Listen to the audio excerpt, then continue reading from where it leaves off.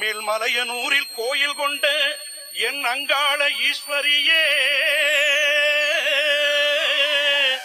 ஆத்தானே அழைக்கின்றேன், ஆடி இங்கு வந்திடமா. DJ Ajay.